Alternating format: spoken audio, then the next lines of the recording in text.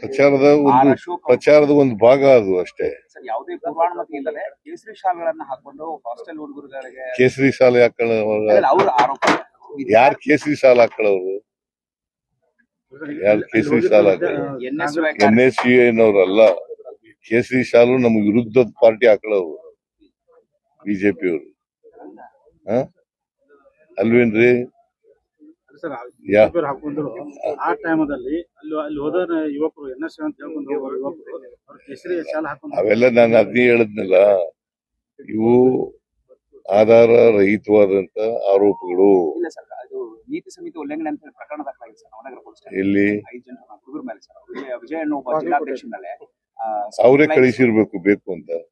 ಇಲ್ಲ ಸರ್, ಅವರು ಹುಡುಗರು ಒಪ್ಕೊಂಡಿದ್ದಾರೆ ಸರ್. ನಾವು ವಿದ್ಯಾರ್ಥಿಗಳ ಜಾಗೃತಿ ಮೂಡಿಸ್ಲಿಕ್ಕೆ ಹೋಗಿದ್ವಿ ಅಂತ ಹೇಳಿದ್ದಾರೆ ಸರ್. ಬಟ್ ಅದರಲ್ಲಿ ಏನಾಗಿದೆ ಅಂದ್ರೆ ಕರಪತ್ರದಲ್ಲಿ ಬಿಜೆಪಿ ವೋಟ್ ಹಾಕಿದ್ರೆ ನೀವು ಜೈಲ್ ಸೇರಿಸ್ತೀರಿ ಅನ್ನೋ ಕರಪತ್ರದಲ್ಲಿ ಪ್ರಿಂಟ್ ಮಾಡಿಸಿ ಹಂಚಿದ್ದಾರೆ ಸರ್. ಅಂತಿದ್ರೆ ಅವ್ರ ಮೇಲೆ ಕ್ರಮ ತಗೊಳ್ಳಿ. ಯಾರ ಮೇಲೆ ಹಂಗ್ ಮಾಡಿದ್ದಾರೆ ಅವ್ರ ಮೇಲೆ ಕ್ರಮ ತಗೊಳ್ಳಿ. ಆರ್ ಅಶೋಕ್ ಅವರು ಚುನಾವಣಾ ಅಧಿಕಾರಿಗಳಿಗೆ ದೂರು ಕೊಟ್ಟಿದ್ದಾರೆ. ದೂರಾರು ಕೊಡ್ಲಿ, ಏನಾರು ಕೊಡ್ಲಿ, ಅವ್ರ ಮೇಲೆ ಕ್ರಮ ತಗೊಳ್ಳಿ.